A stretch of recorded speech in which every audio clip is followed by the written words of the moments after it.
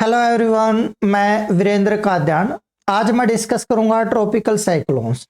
पहले साइक्लोन्स को समझ लेते हैं, उसके बाद डिस्कस करेंगे ट्रॉपिकल साइक्लोन्स।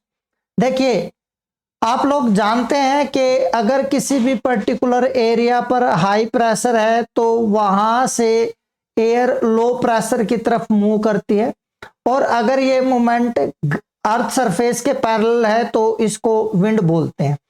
और अगर किसी पर्टिकुलर एरिया में लो प्रेशर की डेवलपमेंट हो जाए और उसके सराउंडिंग पार्ट पर रिलेटिवली हाई प्रेशर हो तो क्या होगा, इस लो प्रेशर एरिया की तरफ फ्रॉम ऑल डायरेक्शंस विंड की मूवमेंट होगी और वो कुछ इस टाइप से होगी।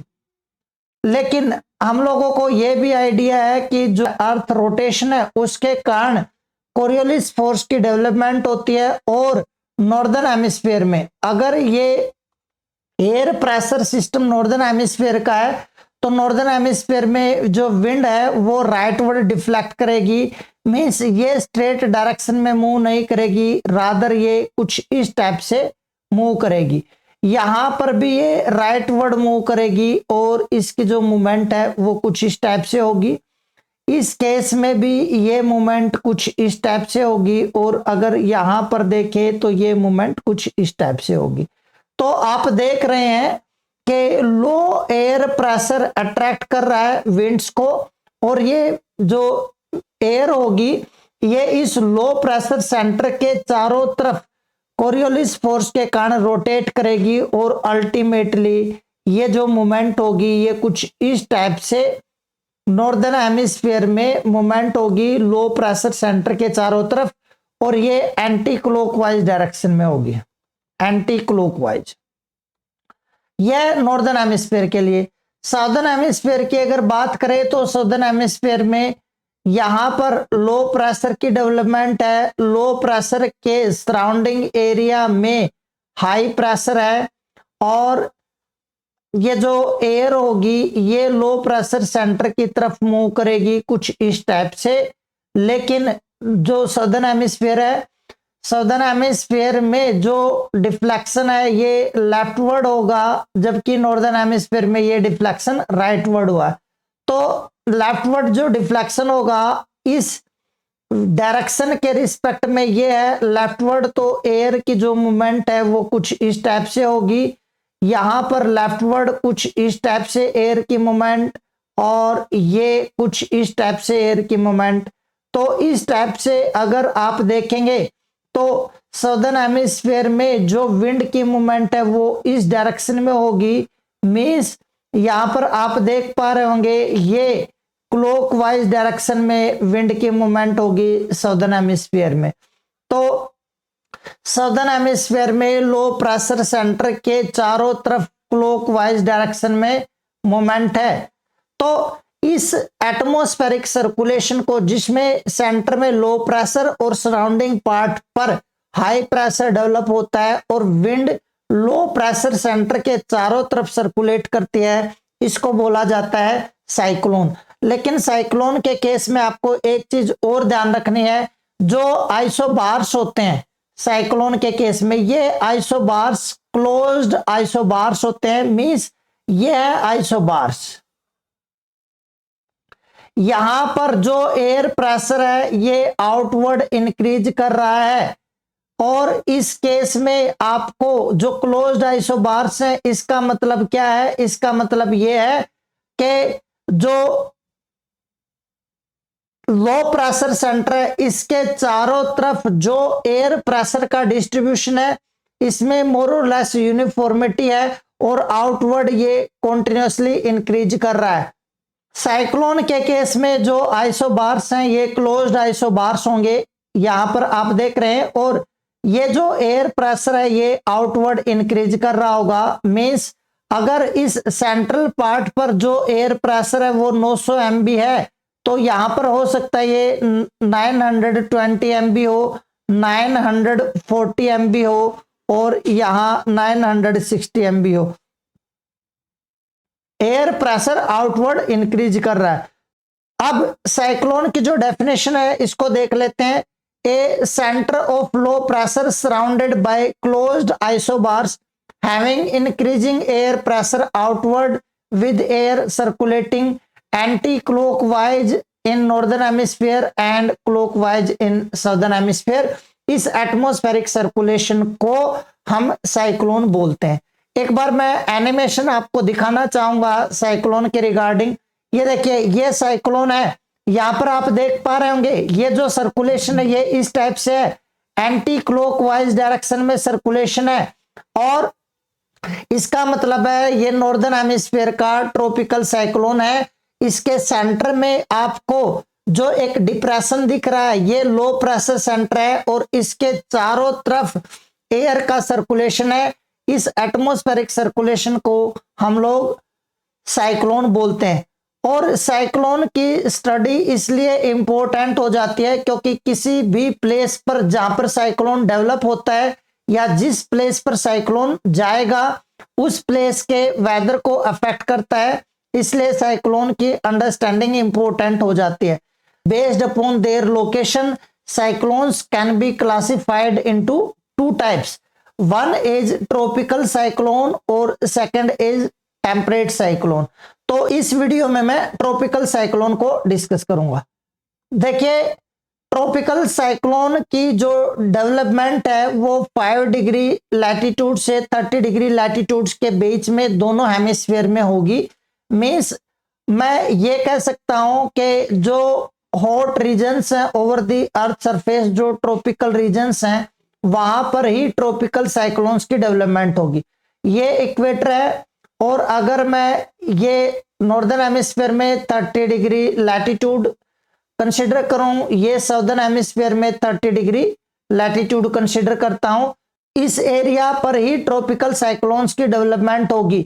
लेकिन जो ट्रॉपिकल साइक्लोन्स हैं इनकी development 0 to 5 degree latitudes in both hemispheres, इस जोन में जिसको डोल्ड्रम बोलते हैं, यहां पर ट्रॉपिकल साइक्लोन्स की डेवलपमेंट नहीं होगी। मींस अगर ये इक्वेटर के 5 डिग्री नॉर्थ लैटिट्यूड ये है और इक्वेटर के साउथ में 5 डिग्री लैटिट्यूड ये पूरा का पूरा एरिया ये है डोल्ड्रम का एरिया। 0 to 5 डिग्री नॉर्थ और 0 to 5 डिग्री साउथ का जो एरिया है ये डोल्ड्रम का एरिया है। इस एरिया में जो ट्रॉपिकल साइक्लोन्स हैं इसकी डेवलपमेंट नहीं होगी, क्योंकि अभी हमने देखा कि ट्रॉपिकल साइक्लोन्स की डेवलपमेंट के लिए लो प्रेशर सेंटर के चारों तरफ एयर की मूवमेंट होती है, एयर सर्कुलेट करती है, लेकिन उस सर्कुलेशन के लिए जो विंड है उसकी डायरेक्शन में डिफ्लेक्शन आएगा कोरियोलिस फोर्स के कारण। पर इक्वेटर पर या इसके आसपास के एरिया में कोरियोलिस फोर्स बहुत वीक होगा, इसलिए यहां पर लो प्रेशर सेंटर के चारों तरफ विंड की मूवमेंट नहीं होगी। तो इस डोल्ड्रम बेल्ट में 0 to 5 डिग्री लैटिट्यूड्स के एरिया में ट्रॉपिकल साइक्लोन्स की डेवलपमेंट नहीं होगी। इस एरिया को अगर छोड़ दिया जाए तो बाकी पूरी बेल्ट में, इस पूरी बेल्ट में ट्रॉपिकल साइक्लोन्स की डेवलपमेंट होगी। तो आपको लैटिट्यूड्स ध्यान रखने हैं, 5 degree to 30 degree latitudes in both hemispheres के एरियाज में ट्रॉपिकल साइक्लोन्स की डेवलपमेंट होती है। लेकिन जो ट्रॉपिकल साइक्लोन्स की डेवलपमेंट है it is also associated with the location of ITCZ। ITCZ means inter tropical convergence zone, और ये वो एरिया है जहां पर दोनों हेमिस्फीयर्स की ट्रेड विंड्स आकर कन्वर्ज करती हैं। इसका मतलब ITCZ एक लो प्रेशर एरिया है, इस लो प्रेशर एरिया में ट्रॉपिकल साइक्लोन्स डेवलप होते हैं। लेकिन ITCZ जब डोल्ड्रम के एरिया में होगी, 0 to 5 डिग्री लैटिट्यूड्स के एरिया में होगी, उस टाइम पर ट्रॉपिकल साइक्लोन्स की डेवलपमेंट नहीं होगी।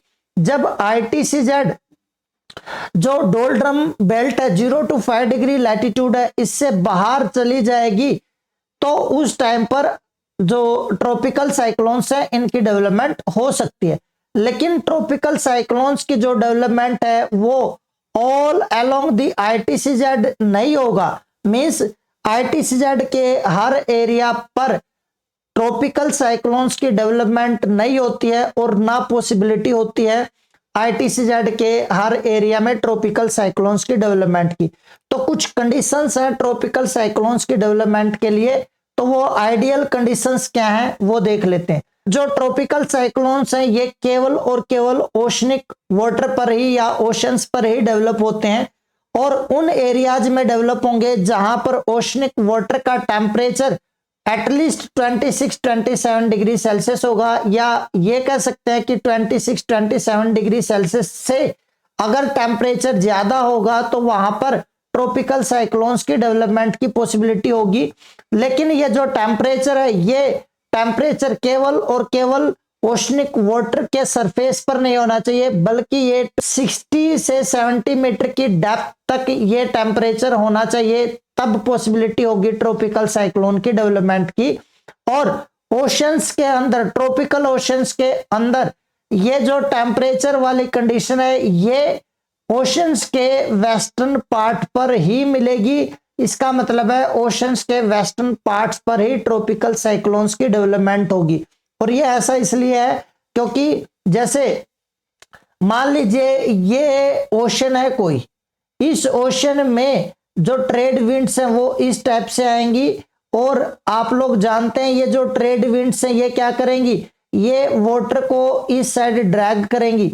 ओशंस के सरफेस के ऊपर जो वाटर है उसका टेम्परेचर हायर होगा और जब ये वाटर इस साइड या इस साइड आकर एक्यूमुलेट हो जाएगा तो इसका टेम्परेचर ग्रेटर डेप्थ तक हायर होगा, मींस 60 to 70 मीटर की डेप्थ तक ये हायर टेम्परेचर इस एरिया में मिलेगा। इसलिए यहां पर जो ट्रॉपिकल साइक्लोन्स हैं इसकी डेवलपमेंट की पॉसिबिलिटी ज्यादा होगी। लेकिन केवल और केवल टेम्परेचर की कंडीशन ही ट्रॉपिकल साइक्लोन की डेवलपमेंट के लिए सिग्निफिकेंट नहीं है, इसके साथ साथ कोरियोलिस फोर्स भी, जिस एरिया में टेम्परेचर ओशनिक वाटर का हायर होगा वहां पर कोरियोलिस फोर्स भी हाई होना चाहिए। क्यों? क्योंकि जो लो प्रेशर सेंटर है उसके चारों तरफ अगर एयर सर्कुलेट करेगी तो ही साइक्लोन की डेवलपमेंट होगी और उस सर्कुलेशन के लिए कोरियोलिस फोर्स स्ट्रोंगर होना चाहिए। इक्वेटर पर टेम्परेचर हायर हो सकता है लेकिन वहां पर कोरियोलिस फोर्स जीरो होने के कारण इक्वेटर पर ट्रॉपिकल साइक्लोन्स की डेवलपमेंट नहीं होती है, या जो डोल्ड्रम बेल्ट है उसमें कोरियोलिस फोर्स वीकर होने के कारण ट्रॉपिकल साइक्लोन की डेवलपमेंट नहीं होती है। ट्रॉपिकल साइक्लोन की डेवलपमेंट के लिए अपर एटमॉस्फेयर में डाइवर्जेंस भी होना चाहिए। इसका मतलब क्या? इसका मतलब ये, जैसे यहां पर मान लेते हैं कि लो प्रेशर की डेवलपमेंट हुई ओशनिक वाटर पर और एयर अपवर्ड मूव की। जब ये एयर अपवर्ड मूव करेगी तो अपर एटमॉस्फेयर में अगर एयर डाइवर्ज हो रही होगी तो क्या होगा, यहां पर रिलेटिवली लो प्रेशर की डेवलपमेंट बनी रहेगी जिसके कारण ओशनिक सरफेस से एयर अट्रैक्ट होगी और at the oceanic surface low pressure की इंटेंसिफिकेशन होती रहेगी। पर अगर ये एयर अपवर्ड मूव तो की लेकिन डाइवर्ज नहीं की तो यहां पर क्या होगा, यहां पर रिलेटिवली हाई प्रेशर की डेवलपमेंट हो जाएगी और नीचे से ये जो एयर अपवर्ड मूव कर रही थी इसके ऊपर एक ब्लॉकिंग इफेक्ट आएगा और इसकी असेंडिंग खत्म हो जाएगी और यहां पर सरफेस के ऊपर जो लो प्रेशर की इंटेंसिफिकेशन थी वो खत्म हो जाएगी। इसलिए असेंडिंग के बाद एयर में डाइवर्जेंस होना चाहिए। जो एटमॉस्फेयर है, ट्रॉपिकल साइक्लोन की डेवलपमेंट के लिए एटमॉस्फेयर स्टेबल होना चाहिए, काम होना चाहिए, या जो ओशनिक सरफेस है उसके ऊपर pre existing low pressure cells होने चाहिए। Pre existing low pressure cell, इसका मतलब यह है कि अगर किसी पर्टिकुलर एरिया पर लो प्रेशर की डेवलपमेंट हो रही है तो इसका धीरे धीरे इंटेंसिफिकेशन होगा और जब यहां पर लो प्रेशर काफी इंटेंसिव हो जाएगा तो उस केस में जो सराउंडिंग एरियाज हैं वहां से स्ट्रोंगर फोर्स के साथ एयर का अट्रैक्शन होगा और जितनी स्ट्रोंगर फोर्स के साथ एयर लो प्रेशर सेंटर की तरफ मूव करेगी उतना ही विंड में डिफ्लेक्शन होगा। Higher the velocity stronger the Coriolis force. तो यहां पर अगर विंड की स्पीड ज्यादा होगी तो ये जो डिफ्लेक्शन है ये ज्यादा होगा और लंबे टाइम तक यहां पर जो एयर है वो लो प्रेशर सेंटर के चारों तरफ सर्कुलेट करती रहेगी। पर अगर ये विंड स्पीड कम है, डिफ्लेक्शन कम होगा, तो क्या होगा, ये एयर जो है इस लो प्रेशर सेंटर पर जाएगी और इस लो प्रेशर सेंटर को फिल कर देगी। इसका मतलब है यहां से लो प्रेशर खत्म हो जाएगा। तो pre existing low pressure cells भी कुछ आइडियल कंडीशंस प्रोवाइड कराएंगी ट्रॉपिकल साइक्लोन्स की डेवलपमेंट के लिए। और ये जो लो प्रेशर सेल्स हैं ये धीरे धीरे इनका इंटेंसिफिकेशन होगा। लेकिन ये जो कंडीशन है, ये जो इंटेंसिफिकेशन है लो प्रेशर सेल का, ये तभी पॉसिबल है जब एटमॉस्फेयर काम होगा। क्योंकि अगर एटमॉस्फेयर में मूवमेंट होगी तो क्या होता है, एयर की मूवमेंट के कारण क्या होगा, दो एरियाज के बीच जो एयर प्रेशर का डिफरेंस है वो खत्म होता है। अगर किसी पर्टिकुलर एरिया पर हाई प्रेशर है और दूसरे एरिया पर लो प्रेशर है तो हाई प्रेशर से लो प्रेशर की तरफ एयर जाएगी और इन दोनों के बीच एयर प्रेशर डिफरेंस को खत्म कर देगी।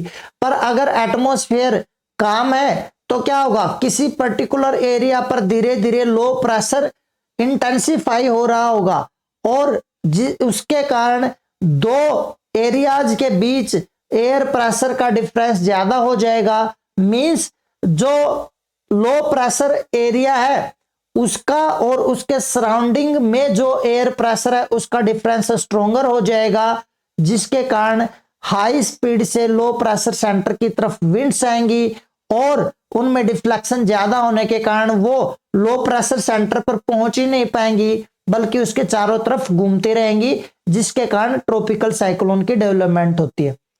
नेक्स्ट जो कंडीशन है वो ये है कि ट्रॉपिकल साइक्लोन की डेवलपमेंट के लिए वीक विंड शेयर होना चाहिए।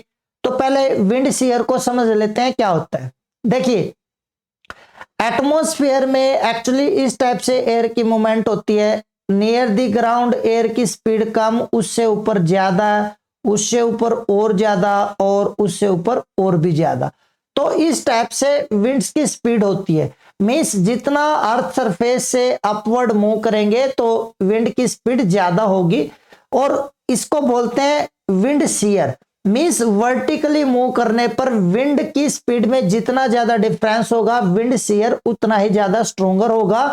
और अगर विंड शेयर स्ट्रोंगर होगा तो क्या होगा, जैसे यहां पर मान लीजिए लो प्रेशर डेवलप हुआ तो एयर अपवर्ड मूव करेगी इस टाइप से। तो ये अगर ऊपर वाले एरिया पर विंड स्पीड ज्यादा होगी तो ये एयर इस टाइप से इस वर्टिकल कॉलम में अपवर्ड मूव नहीं कर पाएगी बल्कि ये इस टाइप से इंक्लाइंड हो जाएगी, क्योंकि यहां पर विंड स्पीड ज्यादा, ये इसको इस साइड पुश कर देगी। तो उसके कारण क्या होगा, ये जो अपवर्ड मूवमेंट थी विंड की ये फ्रीली अपवर्ड मूवमेंट नहीं रहेगी। मींस अपवर्ड मूवमेंट में ऑब्स्ट्रक्शन आएगा, इसलिए यहां पर जो लो प्रेशर की डेवलपमेंट थी उसमें इंटेंसिफिकेशन नहीं हो पाएगा। आप यहां पर देख सकते हैं ये एयर यहां से अपवर्ड मूव कर रही है लेकिन विंड शेयर के कारण ये इस टाइप से इंक्लाइंड पाथ पर असेंड कर रही है, जिससे क्या होगा, इसकी जो असेंडिंग है अपवर्ड जब ये मूव करेगी तो उसमें ऊपर वाली जो विंड है जो इस साइड से मूव कर रही है वो इसको ऊपर जाने से रोकेगी, जिसके कारण यहां पर इजीली लो प्रेशर की डेवलपमेंट नहीं हो पाएगी।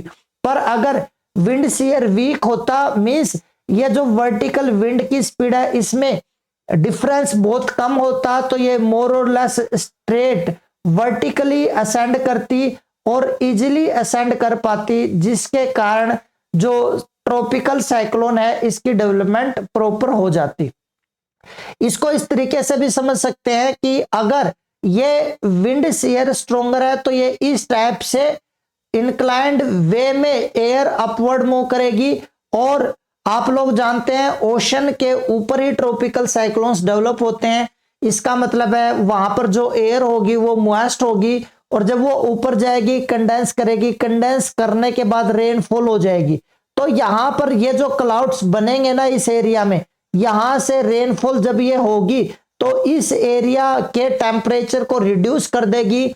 इसका मतलब है यहां पर लो प्रेशर धीरे धीरे खत्म हो जाएगा और इस साइक्लोन की डेवलपमेंट भी नहीं हो पाएगी। तो जो विंड शियर है डेवलपमेंट के लिए, ट्रॉपिकल साइक्लोन्स की डेवलपमेंट के लिए विंड शियर वीकर होना चाहिए, ताकि इस एरिया में प्रॉपर लो प्रेशर डेवलप हो सके और फ्रीली एयर वर्टिकली मूव कर सके। नेक्स्ट जो आइडियल कंडीशन है वो ये है कि जो ITCZ है, जहां पर लो प्रेशर जो बेल्ट है, जहां पर ट्रेड विंड्स की कन्वर्जेंस हो रही है, उस ITCZ में स्मॉल एटमॉस्फेरिक वर्टिसेज की डेवलपमेंट होनी चाहिए। इसका मतलब क्या, ITCZ की जोन में स्मॉलर एरियाज पर लो प्रेशर का इंटेंसिफिकेशन होना चाहिए। अगर ये लार्जर एरिया पर लो प्रेशर डेवलप होता है तो लार्जर अमाउंट में एयर अपवर्ड मूव करेगी और उसके कारण क्या होगा, जो सराउंडिंग एरियाज है वहां से एयर का अट्रैक्शन होगा। तो यहां पर लो प्रेशर का इंटेंसिफिकेशन प्रॉपर नहीं हो पाएगा। पर अगर ये स्मॉलर एरिया पर लो प्रेशर का इंटेंसिफिकेशन हो रहा है तो क्या होगा, एयर यहां पर कॉन्टिन्यूसली अपवर्ड मूव करेगी और जब ये लो प्रेशर ज्यादा इंटेंसिव हो जाएगा तब ये अट्रैक्ट कर पाएगी सराउंडिंग से विंड्स को। इसका मतलब है अगर ITCZ के एरिया में स्मॉलर एरिया पर लो प्रेशर का इंटेंसिफिकेशन होगा तो सराउंडिंग के कंपैरिजन में ये यहां पर जो एयर प्रेशर वो काफी लो हो जाएगा और प्रेशर ग्रेडियंट जो है वो स्ट्रोंगर हो जाएगा सराउंडिंग और इस एरिया के बीच, जिसके बाद हाई स्पीड से विंड इस एरिया की तरफ अट्रैक्ट होगी और वो ज्यादा डिफ्लेक्ट होने के कारण इस लो प्रेशर एरिया के अराउंड जो है सर्कुलेट करना स्टार्ट कर देगी, जिससे ट्रॉपिकल साइक्लोन की डेवलपमेंट होगी। तो ये है आइडियल कंडीशंस ट्रॉपिकल साइक्लोन की डेवलपमेंट के लिए। इसके बाद नेक्स्ट वीडियो में मैं जो ट्रॉपिकल साइक्लोन है इसके स्ट्रक्चर को और ट्रॉपिकल साइक्लोन की डेवलपमेंट के टाइम पर जो वेदर कंडीशंस हैं उनको एक्सप्लेन करूंगा। तो इस वीडियो में इतना ही। Thank you.